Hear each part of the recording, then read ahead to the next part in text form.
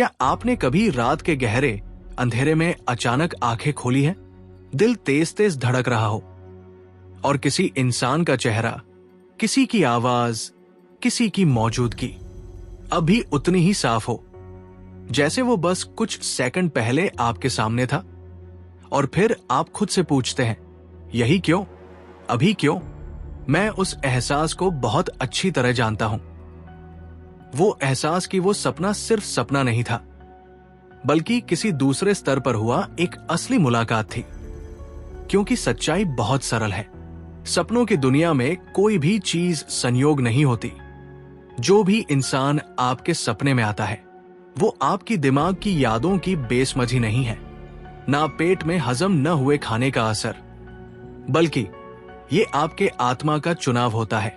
हाँ, आपका मन, आपका दिमाग सो जाता है, लेकिन आपकी चेतना, आपकी आत्मा, आपकी ऊर्जा जाग जाती है।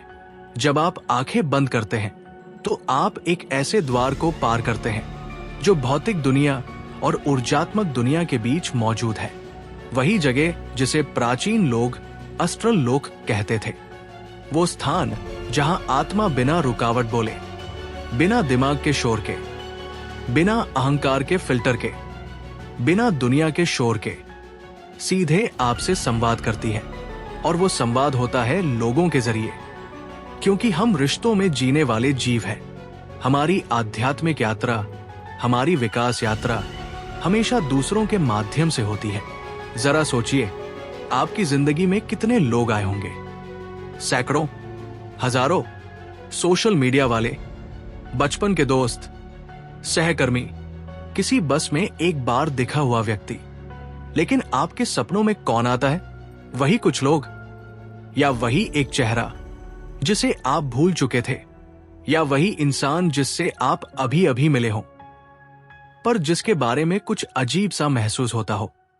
ये रैंडम नहीं है। आपकी आत्मा इन लोगों को प्रतीक की तरह इस्तेमाल करती है, एक संदेशवाहक की तरह। क्योंकि हर चेहरा, हर मुलाकात, हर स्पर्श कुछ कह रहा होता है। जब आपके सपने में आपका एक्स आता है, शायद वो सपना आपके एक्स के बारे में नहीं है, बल्कि उस बात के बारे में है जो आप दोनों के दौरान आपके अंदर जागी थी। जब कोई गुजर चुका व्यक्ति सपना में आता है, कभी कभी वो सच में मिलने आता है, कभी वो पुरखों की बुद्धि का प्रतीक होता है।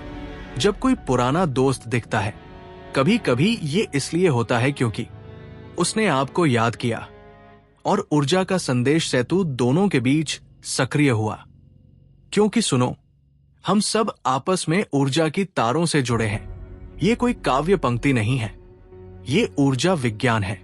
हर बार जब आप किसी को प्यार से, घृणा से, आभार से या दर्द से याद करते हैं, आप उनके और अपने बीच एक ऊर्जा का तार बना देते हैं। और ये तार सालों तक रहेगा, चाहे बात बंद हो जाए, लोग बदल जाए, जिंदगी आगे बढ़ जाए।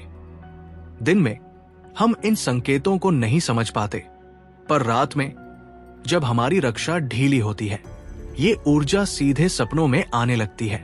क्या आपने ये अनुभव किया है? रात के 3 बजे अचानक जागना और उसी समय उस व्यक्ति का मैसेज, कॉल या नाम स्क्रीन पर चमकना। ये एक ही घटना के 2 हिस्से हैं। पहले आत्मा मिलती है, फिर शारीरिक दुनिया प्रतिक्रिया देती है। लेकिन एक गहरी बात है, हम जन्म लेने से पहले कुछ आत्माओं से सौदे, सोल कॉन्ट्रैक्ट्स करते हैं, जो हमें चोट देना सिखाएंगे, जो हमें प्रेम सिखाएंगे, जो हमें छोड़ना सिखाएंगे, जो हमें क्षमा सिखाएंगे। और सपनों में इन कॉन्ट्रैक्ट्स की याद दिलाई जाती है। अब सवाल यह है, जब ऐसा सपना आए तो करना क्या है? पहला कदम, तुरंत लिखो। उठते ही बिना फोन देखे वो सपना लिखो, क्योंकि 5 मिनट में वो गायब हो जाएगा। दूसरा कदम, भावना को महसूस करो, कहानी नहीं। भाव महत्वपूर्ण है, सपने का माहौल सच बोलता है। तीसरा कदम, प्रश्न पूछो, ये व्यक्ति अभी क्यों आया? वो मेरे बारे में क्या दिखा रहा है? क्या मुझे कुछ समझना है या कुछ छोड़ना है? उत्तर तुरंत नहीं आएंगे, पर आएंगे हमेशा क्योंकि जब सवाल सही हो तो ब्रह्मांड चुप नहीं रहता। और अब एक बात दिल में रख लो, आप अपने सपनों के शिकार नहीं, आप उनके सहनिर्माता है।